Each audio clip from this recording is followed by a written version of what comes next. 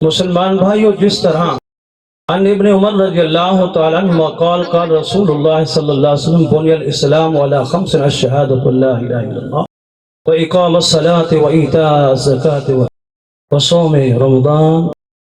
نبی علیہ السلام نے ارشاد فرمایا اسلام کی بنیاد 5 چیزوں پر ہے۔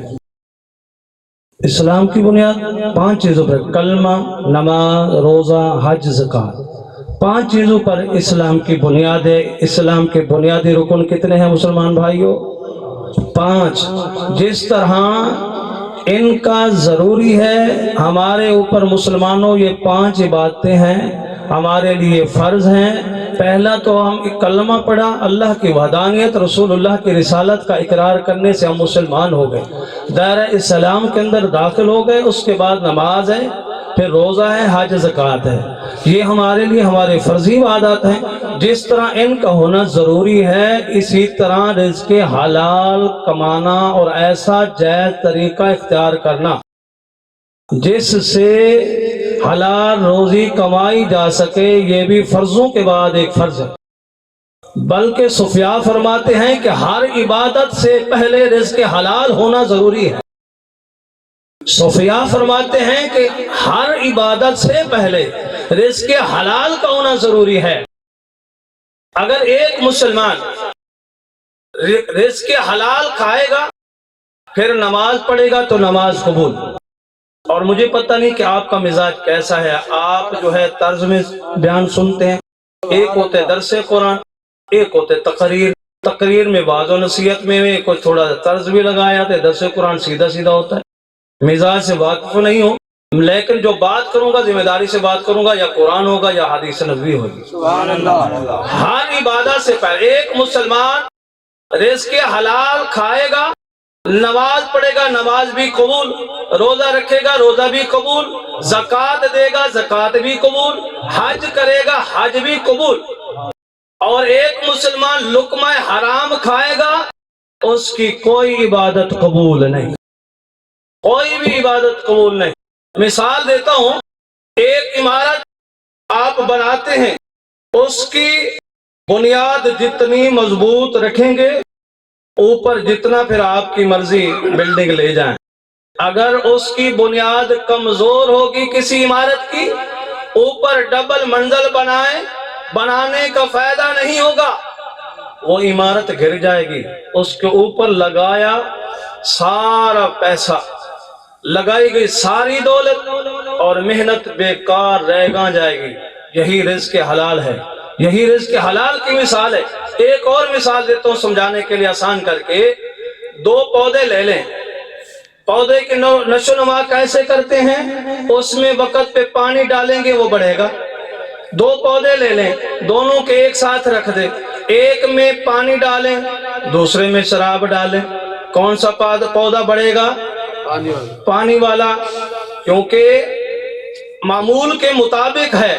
اور اس پانی والے میں آپ کھاد ڈالیں اور جلدی بڑھے گا، اور دوسرے میں تیزاب ڈال دیں، کیا ہوگا؟ جڑ سے ہی کٹ جائے گا، جڑ سے ہی کٹ جائے گا، کیونکہ خلاف معمول آپ ایک کے ساتھ کام کر رہے ہیں۔ ایک معمول کے مطابق اس کی نشو نما ہو رہی ہے، ایک کی خلاف معمول۔ اور اسی طرح مسلمان بھائیوں، رزق حلال کا ہونا ضروری ہے۔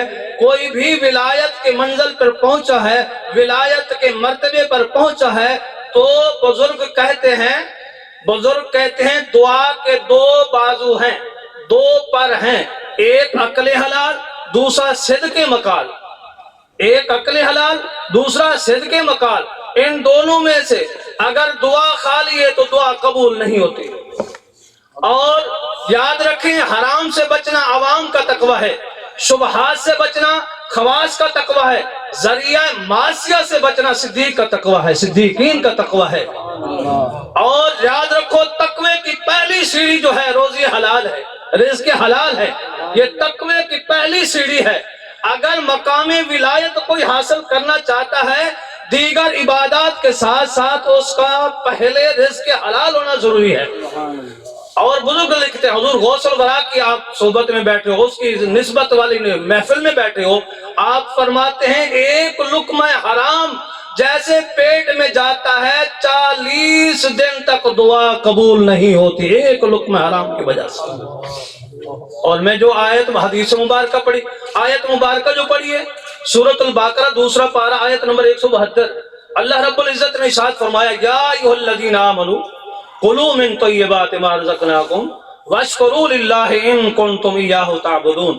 اے ایمان والو، اللہ تبارک و تعالیٰ کا دیا اور رزق حلال کھاؤ اور ان کا شکر ادا کرو۔ رزق حلال کی بات آ رہی ہے، رزق حلال کھاؤ اور اللہ تعالیٰ کا شکر ادا کرو۔ ان کنتم ایاہ تعبدون، اگر تم اس کی پوجا کرتے ہو، اگر اسی کو اپنا معبود مانتے ہو، اسی کو اپنا الہ مانتے ہو، اسی کی عبادت کرتے ہو، تو آپ اپنے رزق کو حلال کرو، رزق کو بہتر کرو، حرام سے بچو۔ جہاں اللہ تبارک و تعالیٰ نے ارشاد فرمایا رزق حلال کھائیں، نبی علیہ الصلوۃ والسلام نے ارشاد فرمایا طالب عن عبداللہ بن مسعود رضی اللہ تعالیٰ عنہ قال قال رسول اللہ صلی اللہ علیہ وسلم طالب کسب الحلال فریضۃ من بعد الفریضہ۔ پیارے آقا علیہ الصلوۃ والسلام کے غلاموں، شمع رسالت کے پروانوں، نبی علیہ الصلوۃ والسلام نے رحمت والے نبی صلی اللہ علیہ وسلم ارشاد فرمایا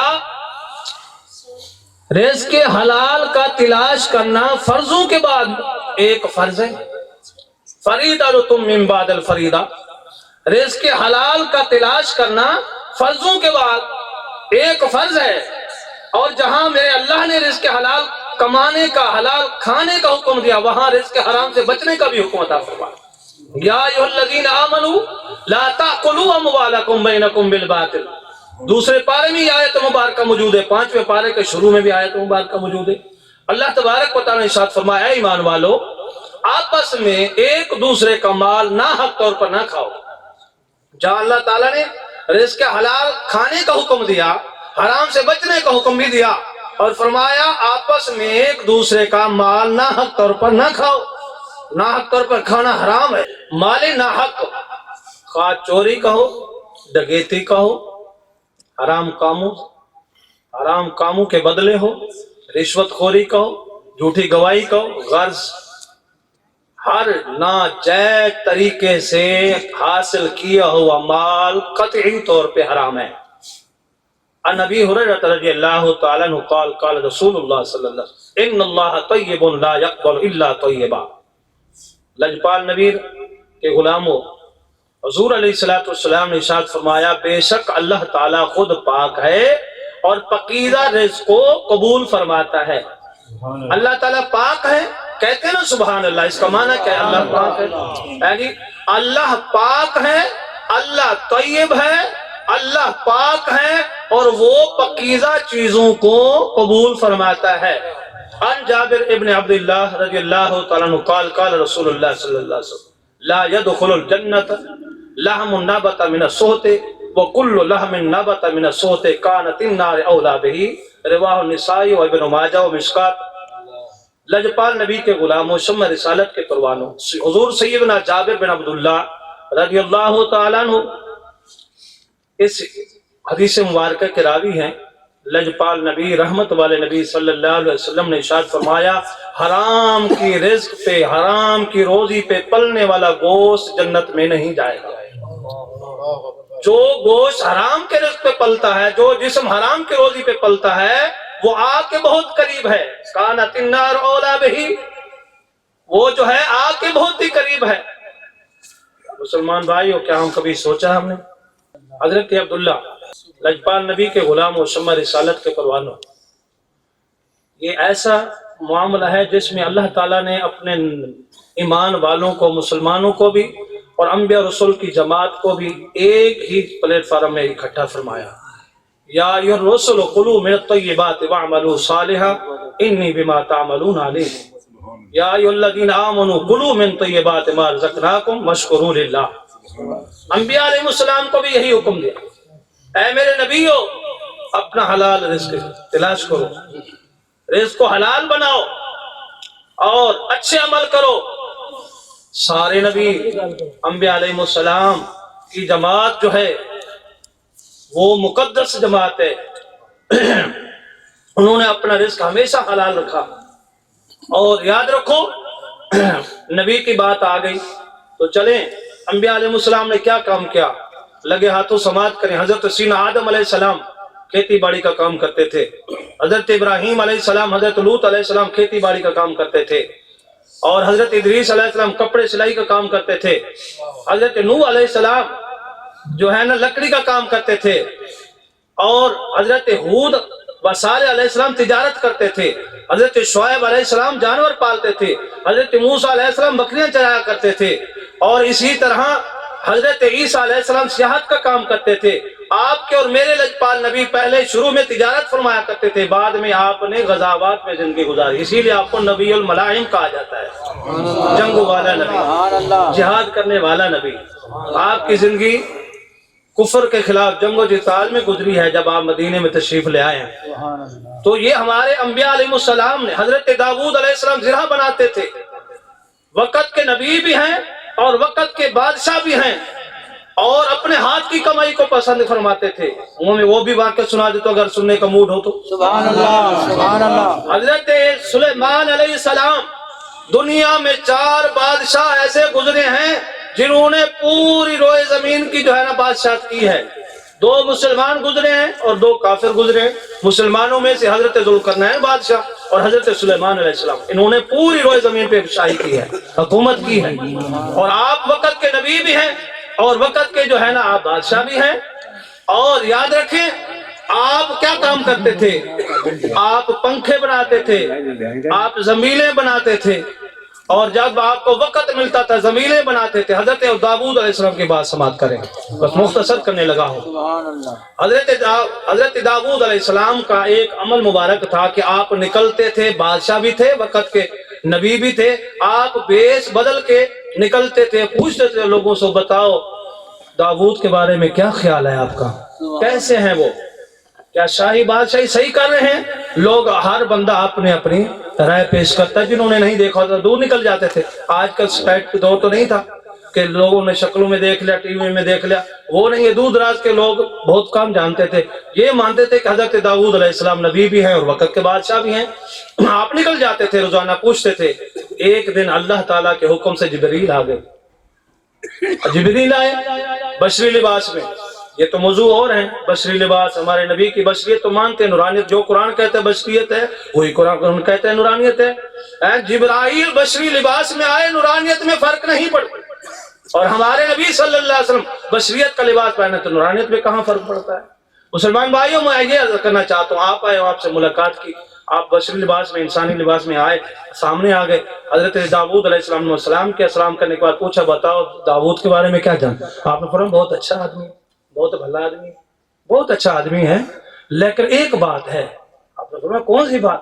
یہ تو وہ پوچھنے لگے، میں پوچھنا چاہتا ہوں کہ ان کے بارے میں مجھے کوئی بھی گواہی ملے، میں جا کے ان سے ملوں. آپ نے فرمایا بندہ تو بہت اچھا ہے، اور لیکن وہ مسلمانوں کے بیت المال سے کھاتا ہے. مسلمان بھائی توجہ کرنا، وہ مسلمانوں کے بیت المال سے کھاتا ہے. اللہ تعالیٰ اس کو پسند نہیں کر رہا. اللہ تعالیٰ القاسب حبیب اللہ، جو اپنے ہاتھ کی کمائی کر کے کھاتا ہے، محنت مزدوری کرتا ہے، اللہ اس کو اپنا حبیب بناتا ہے، اپنا دوست بناتا ہے. آپ یہ بات سنی تو روتے روتے محراب میں آ گئے، گڑ گڑا کر سجدے میں گر گئے. یا اللہ مجھے کوئی ایسا عمل بتا دے، ایسا ہنر بتا دے جس سے میں اپنے ہاتھ کی کمائی کھاؤں. تو اللہ تبارک و تعالیٰ نے قرآن سے اٹھا کر دیکھیں، سورۃ حدید اٹھائیں، سورۃ فاطر اٹھائیں، وَأَلَنَّا لَهُ الْحَدِيدَ، سورۃ سبا کے اندر ہے، سورۃ سبا کے اندر ہے 22واں پارہ. وَأَلَنَّا لَهُ الْحَدِيدَ، ہم نے لوہے کو ان کے ہاتھوں میں نرم کر دیا. وَعَلَّمْنَاهُ صَنْعَةَ لَبُوسٍ لَكُمْ لِتُحْصِنَكُم مِّن بَأْسِكُمْ، سورۃ انبیاء 17واں پارہ. اور ہم نے ان کو آپ کے لیے ایسا لباس سکھا دیا جو تمہیں جنگی نقصانات سے بچائے. تو اللہ تعالیٰ نے لوہے کو حضرت داؤد علیہ السلام کے ہاتھوں میں نرم کر دیا. ایسا نرم کیا کہ داؤد علیہ السلام جب لوہے کو ہاتھ میں پکڑتے تھے وہ گوندے ہوئے آٹے کی طرح ہو جاتا تھا. آپ زرہ بناتے تھے، جب مصروفیت سے ٹائم نکالتے تھے ایک زرہ بناتے تھے. مولانا مفتی احمد یار خان نعیمی میرات المناجی کے اندر لکھتے ہیں تجارتوں کے باغ کے بیان کے اندر حاشیے میں کہ آپ ایک روزانہ زرہ بناتے تھے، بازار میں اس کو فروخت کرتے تھے. وہ 6000 کی جو ہے نا بکتی تھی. 2000 اپنے بچوں کا گزارا کرتے تھے، 4000 بنی اسرائیل کے فقراء میں تقسیم کر دیتے تھے. مسلمان بھائیو، ہمارے انبیاء علیہ السلام کی یہ سنت مبارک ہے، یہ طریقہ مبارک ہے رزق حلال کا. رزق حلال کمانا عینی بات. مسلمان بھائی القاسد حبیب اللہ. آؤ میرے آقا کا ایک اور فرمان سنے میں اختتام کرنے چاہ رہا ہوں.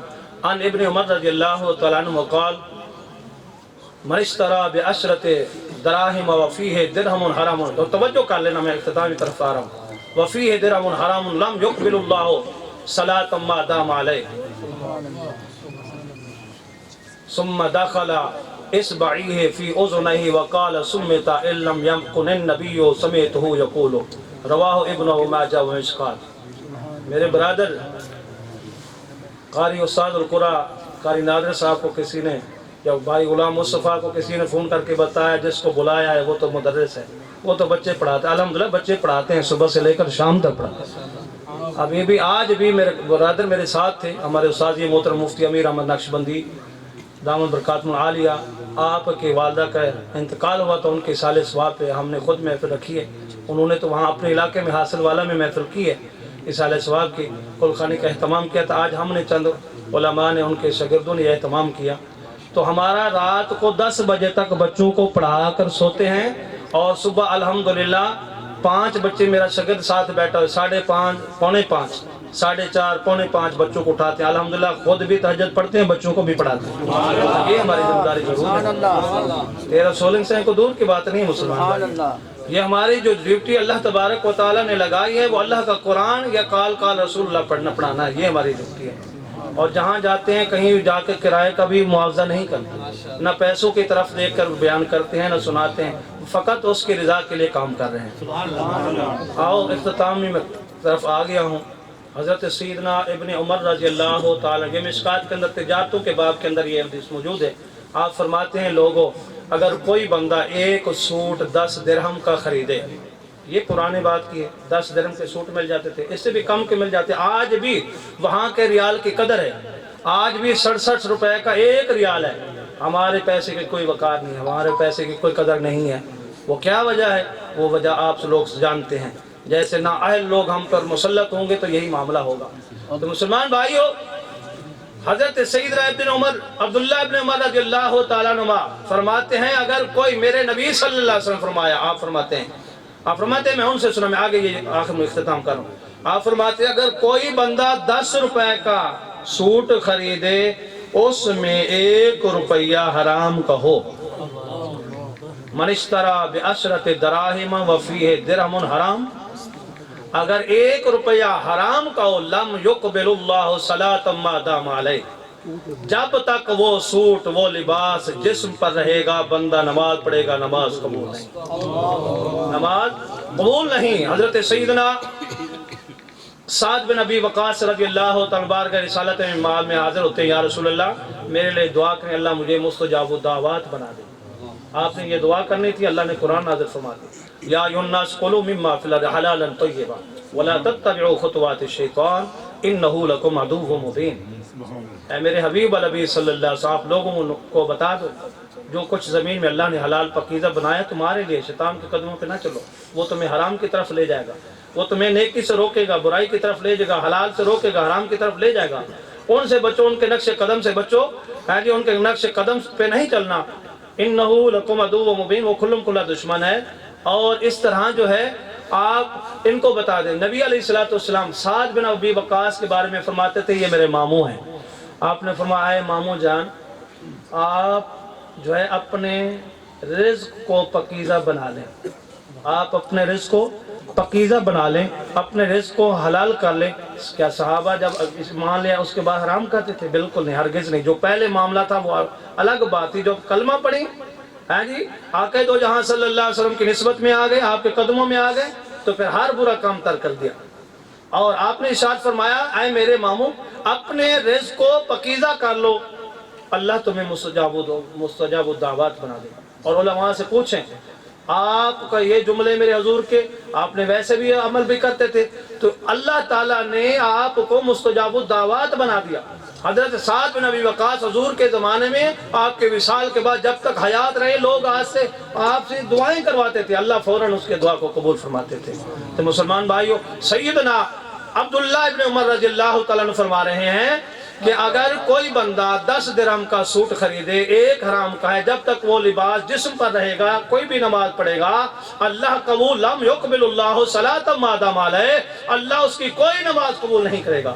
اور پھر آپ قسمیہ کہتے ہیں، اور اب میری طرف دیکھنا، آپ نے ثم داخل اذنیہ فی اصبعیہ، آپ نے اپنی دونوں انگلیاں کانوں میں ڈالیں اور فرمایا وقال سمت ان لم یکن النبی سمعتہ یقول، لوگو جو میں بات کر رہا ہوں یہ آپ نے کب بات کی ہے؟ تابعین کے مجمع میں کی ہے، صحابہ حضور کا وصال ہو چکا تھا، بعد میں آپ نے جو لوگوں کو کہا، آپ نے دونوں انگلیاں کانوں میں ڈالی اور فرمایا جیسے جو جملے میں آپ کو سنا رہا ہوں، لوگوں نے فرمایا تھا تابعین کا دور آ گیا اور انہوں نے کہا تھا ہمیں کوئی سچی اسلام کی بات سنائے، تبلیغ کریں، تو اس تبلیغ میں آپ نے یہ دہرائے، فرمایا اگر جو میں بات کر رہا ہوں یہ ایسے نہ ہو جیسے میں نے آپ کو سنا دی ہے، اللہ میرے کانوں کی سماعتوں کو بہرا کر۔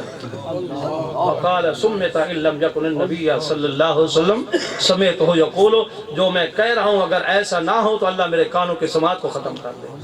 مسلمان بھائیوں، رزق حلال کا بہت ہی ہاتھ ہے، اگر عبادت میں ایک لقمہ حرام کا پیٹ میں جانے سے 40 دن دعا قبول نہیں ہوتی، قبول نہیں ہوتی، وقت نہیں ہے۔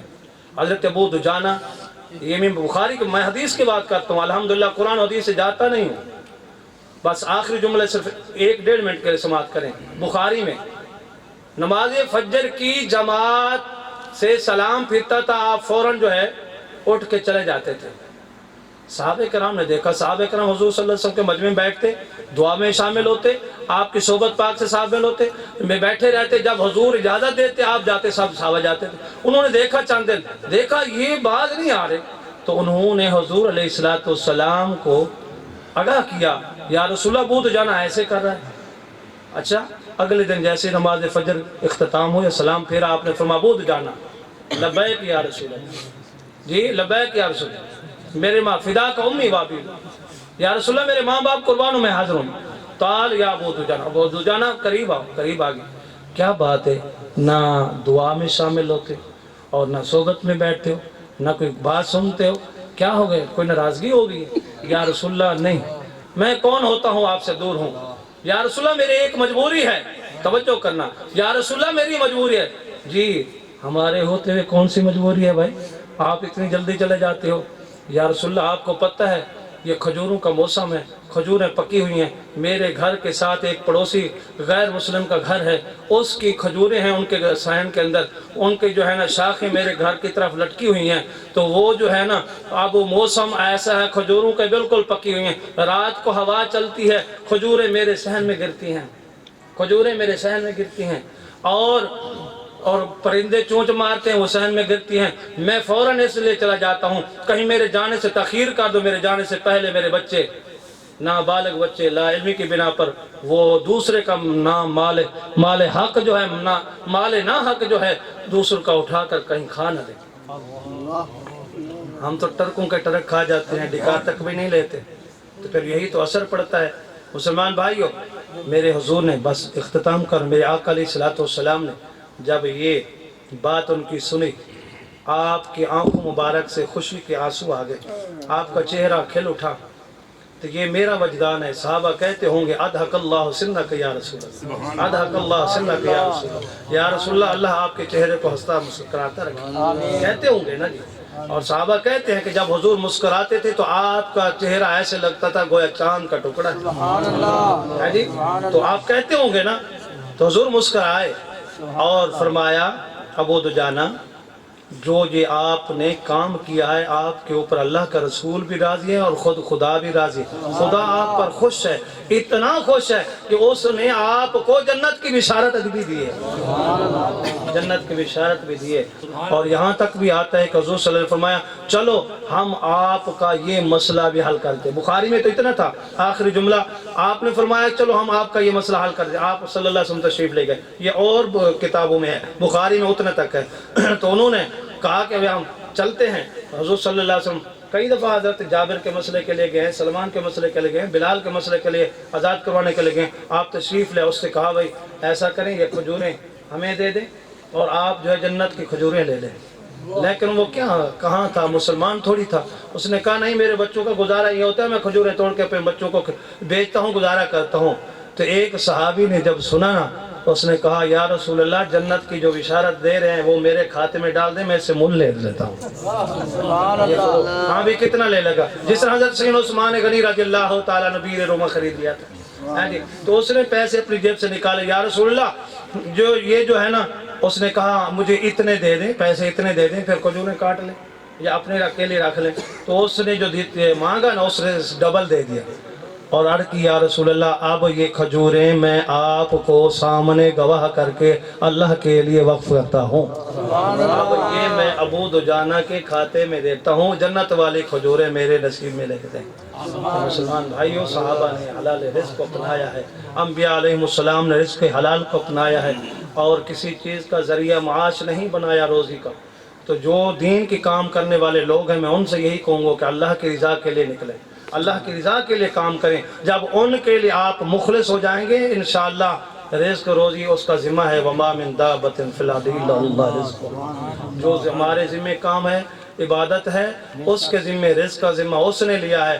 جو بھی جس بھی پلیٹ فارم پہ دین کا کام کر رہا ہے، دین کی خدمت کر رہا ہے، وہ اللہ کی رضا کے لیے کرے تو انشاءاللہ میدان عمل کی زندگی بہتر ہو جائے گی، ملک کے حالات بہتر ہو جائیں گے. جو فقیر نے چند معروضات آپ لوگوں کے سامنے پیش کیے ہیں، اللہ تعالیٰ ان کو سن کر مجھ سمیت سب کو عمل کی توفیق عطا فرمائے، فکر آخرت کی توفیق نصیب فرمائے. آمین. وما علیہ الا البلاغ. نعرہ تکبیر، آواز بلند نعرہ رسالت.